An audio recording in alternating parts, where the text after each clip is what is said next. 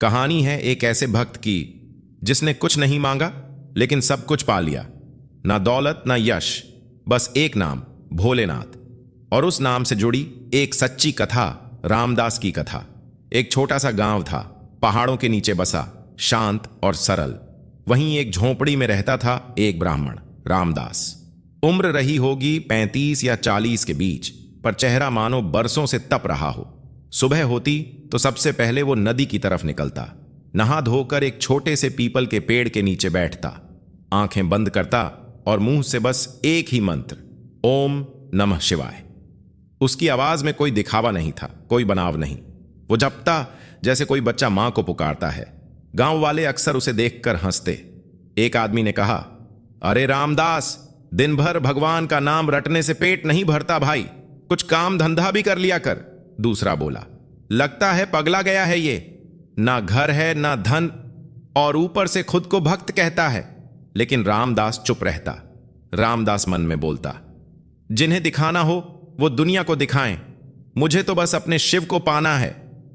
कई दिन ऐसे भी आते जब रामदास को भोजन नहीं मिलता। कभी कोई रोटी का टुकड़ा दे देता तो कभी बस पानी से दिन कटता, लेकिन उसके जप में कोई कमी नहीं आती। एक दिन गांव के पुजारी ने उसे टोका।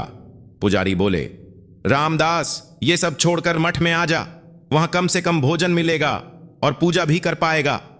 रामदास धीरे से बोला, पुजारी जी, मैं मंदिर की पूजा के लिए नहीं बैठा, मेरा शिव तो हर जगह है, इस पत्थर में भी, इस पेड़ में भी और मेरी सांसों में भी। पुजारी कुछ नहीं बोले, लेकिन रामदास की आंखों में जो तप दिखा वो शायद उन्हें अंदर से छू गया। एक दिन गांव में एक अजनबी साधु आया। उसकी दाढ़ी घुटनों तक और आंखों में तेज। वो सीधे रामदास के पास गया और बैठ गया। साधु बोले, बड़ा तप कर रहा है बेटा, शिव का नाम यूं ही नहीं आता किसी की जुबान पर, जब तक भीतर कुछ जलता ना हो। रामदास मुस्कुराया, बाबा जी, मन तो बहुत भटका, लेकिन जब एक दिन भूखा था, दुखी था, टूट चुका था, तभी एक आवाज आई, ओम नमः शिवाय, और तब से यही मेरा सहारा है। साधु ने सिर हिलाया। साधु बोले, तेरी भक्ति में सच्चाई है, एक दिन शिव जरूर प्रकट होंगे, लेकिन बेटा तू कैलाश क्यों नहीं जाता? रामदास चौंका। रामदास, कैलाश? लेकिन बाबा जी, वो तो दूर है, ना पैसों का सहारा ना शरीर में ताकत। साधु बोले, जो मन से चलता है उसकी राह शिव खुद बनाते हैं। ये शब्द रामदास के दिल में उतर गए। अगले ही दिन रामदास ने अपनी छोटी सी पोटली बांधी, बस एक धोती, एक लोटा और रुद्राक्ष की माला। गांव वालों को पता चला तो सब इकट्ठा हो गए। एक बूढ़ा आदमी बोला, कहां चल पड़ा बेटा? पहाड़ों में जान चली जाएगी। रामदास शांत स्वर में बोला, अगर जान भी गई तो उसी की राह में जाएगी, शिव की राह में। किसी ने कुछ नहीं कहा। रामदास का चेहरा अब वैसा नहीं रहा था। उसमें अब डर नहीं था, सिर्फ विश्वास था। रामदास जंगलों से गुजरा। रास्ते में कांटे थे, पत्थर थे और भूख थी। पहली रात ही एक पेड़ के नीचे सोया। रामदास मन में बोला, भोलेनाथ, मैंने घर छोड़ा है, गांव छोड़ा है, बस आपको देखने के लिए। अगर आप सच में हैं तो मुझे दर्शन दीजिए, नहीं तो मैं अपने उसी नाम में खो जाऊंगा। आसमान में तारे चमकते रहे और रामदास वहीं बैठा रहा, ओम नमः शिवाय जपता रहा। रामदास जंगलों में अकेला चल रहा था, न रास्ता पता, न मंजिल की दूरी का अंदाजा, बस दिल में शिव का नाम और होंठों पर मंत्र, ओम नमः शिवाय। रातें कड़क सर्द थीं, कभी घना कोहरा तो कभी जानवरों की आवाजें, लेकिन रामदास न डरा न थमा। एक रात जब ज्यादा सर्दी थी, शरीर कांपने लगा। रामदास मन में बोला, हे भोलेनाथ, आप तो कैलाश में रहते हो, ये सर्दी तो आपको भी छूती होगी, मैं तो बस आपके एक संकेत का इंतजार कर रहा हूं। तभी एक बूढ़ा लकड़हारा वहां से गुजरा। उसने पूछा, बाबा, यहां क्या कर रहे हो इस सुनसान जंगल में? रामदास बोला, शिव की राह पकड़ ली है बाबा, अब उन्हीं की मर्जी है कहां पहुंचूं। लकड़हारा मुस्कुराया और अपना गर्म कपड़ा निकालकर रामदास को ओढ़ा दिया। लकड़हारा बोला, शिव की राह पर चलने वाला कभी अकेला नहीं होता। रामदास की आंखें भर आईं। एक दिन रामदास को 3 दिन तक कुछ भी खाने को नहीं मिला। पैरों में छाले, आंखों के नीचे काले घेरे, लेकिन फिर भी मुंह से एक ही स्वर, ओम नमः शिवाय। वो एक पेड़ के नीचे बैठ गया। रामदास बोला, भोलेनाथ, ये शरीर आपका ही दिया हुआ है, अगर आप चाहो तो चला लीजिए, वरना इसे अपनी भक्ति में जला दीजिए। उसी समय एक गडरिया उधर से आया। गडरिया बोला, बाबा आप ठीक लग नहीं रहे, कुछ खाया आपने? रामदास हल्के से मुस्कुराया। तेरा नाम लिया है शिव, भूखा नहीं हूं, बस इंतजार में हूं। गडरिये ने उसे रोटी और दूध दिया। रामदास ने आकाश की ओर देखा। रामदास बोला, आप हर रूप में आ जाते हो प्रभु, चाहे वो लकड़हारा हो या गडरिया। अब रामदास हिमालय की तलहटी में पहुंच गया था। रास्ता पत्थरीला था और हवा में बर्फ की सिहरन। हर कदम के साथ वो शिव का नाम लेता। रामदास जपते हुए चलता, ओम नमः शिवाय, ओम नमः शिवाय। उसे कई साधु मिलते जो उसे रोकते। एक साधु ने टोका, अरे बाबा ये कोई आम रास्ता नहीं, यहां जानवर भी नहीं आते, तू कैसे आएगा कैलाश?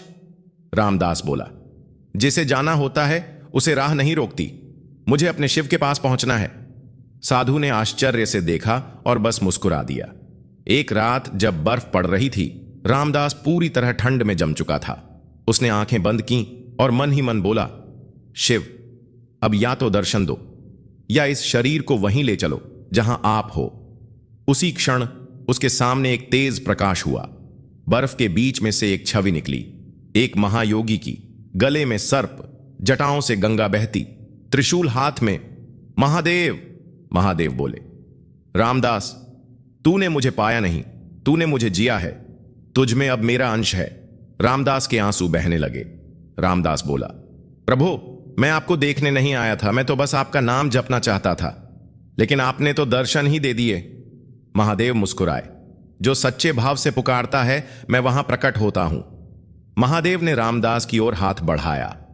महादेव बोले, तू अब जहां जाएगा वहां मेरे नाम की लौ जलती रहेगी। तेरी वाणी में अब मेरा आशीर्वाद होगा। तू शिव को नहीं ढूंढेगा, अब शिव तुझ में बसेंगे। रामदास नतमस्तक हो गया। रामदास बोला, भोलेनाथ मुझे कुछ नहीं चाहिए, बस इतना वरदान दीजिए कि जब तक जीवन रहे आपके नाम से जुड़ा रहूं। महादेव बोले, तथास्तु। कैलाश की शीत हवाओं से भरे उस पर्वत पर जब रामदास की आंख खुली, उसे लगा जैसे वो वर्षों ध्यान में बैठा हो। शरीर में अब थकावट नहीं थी, बस शांति थी। रामदास मन में बोला, अब शिव मेरे भीतर हैं, अब मेरे हर कर्म में उनका नाम गूंजेगा। वो पहाड़ों से नीचे उतरने लगा। अब उसकी चाल में थकावट नहीं, एक तेज था, एक तेज जो भक्ति से नहीं एकत्व से आया था। गांव में लोग सोच रहे थे, रामदास तो अब गया, सालों हो गए, कोई खबर नहीं। लेकिन एक सुबह गांव के मंदिर में घंटियां खुद ब खुद बजने लगीं, हवा महक उठी और तभी देखा गया एक दुबला पतला संत मंदिर की सीढ़ियां चढ़ रहा था। लोग चौंक गए, अरे ये तो रामदास है। लेकिन ये वही रामदास नहीं था। अब उसकी आंखों में गहराई थी, चेहरे पर तेज और चाल में स्थिरता। एक महिला अपने बेटे को लेकर मंदिर आई।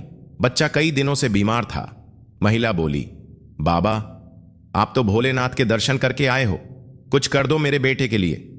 रामदास ने आंखें मूंदी, शिव का नाम लिया और बच्चे के सिर पर हाथ रखा। अगले पल बच्चा हंसते हुए उठा, जैसे कोई बीमारी थी ही नहीं। गांव वालों ने देखा, शिव अब बोलते नहीं, प्रकट होते हैं और माध्यम बन चुके हैं। रामदास अब गांव गांव घूमकर एक ही बात कहता, शिव को मंदिर में नहीं ढूंढो, मन में ढूंढो। उनका नाम जपो, लेकिन मतलब के लिए नहीं, प्रेम के लिए। जो मांगोगे मिलेगा नहीं, लेकिन जो समर्पित कर दोगे वही सदा के लिए तुम्हारा हो जाएगा। लोग मंत्रमुग्ध हो जाते। जहां रामदास बैठता वहां घंटों तक लोग शांति से बस उसके शब्द सुनते। एक दिन पास के राज्य का राजा रामदास के चमत्कारों की बात सुनकर आया। राजा बोला, तुम कहते हो कि शिव तुम्हारे भीतर हैं, तो फिर बारिश क्यों नहीं लाते जब राज्य सूखा पड़ा है? रामदास मुस्कुराया, मैं शिव नहीं, शिव मेरे भीतर हैं। लेकिन प्रकृति के नियम में हस्तक्षेप वो नहीं करते जो खुद को शिव समझने लगे। भक्ति प्रकृति से समर्पण सिखाती है, मांग नहीं। राजा गुस्से में चला गया, लेकिन कुछ ही दिनों में उस राज्य में अचानक भारी बारिश हुई। सूखा समाप्त। राजा वापस आया, चरणों में झुका। राजा बोला, मुझे माफ कर दो, मैंने तुम्हारे शिव को परखा। रामदास ने कहा, तुमने शिव को नहीं, अपने मन के संशय को परखा था। अब उसे छोड़ दो और शिव को अपनाओ। कई वर्षों तक रामदास लोगों को शिव के नाम का महत्व सिखाते रहे। एक दिन उन्होंने कहा, अब मुझे फिर से चलना है। शिव ने बुलाया है। मैंने जो पाया वो सब कुछ तुम्हारे भीतर भी है। बस शिव का नाम लेना बंद मत करना। और अगली सुबह वो मंदिर की सीढ़ियों पर ध्यान की मुद्रा में बैठे पाए गए, मुस्कुराते हुए, शांत, स्थिर। लोग समझ गए रामदास अब शिव में लीन हो चुका है। आज भी लोग उस गांव में रामदास को याद करते हैं। मंदिर के पास एक पत्थर है जिस पर लिखा है, जो शिव का हो गया वो फिर दुनिया का मोहताज नहीं रहता। रामदास चला गया, लेकिन हर उस दिल में बस गया जहां ओम नमः शिवाय गूंजता है।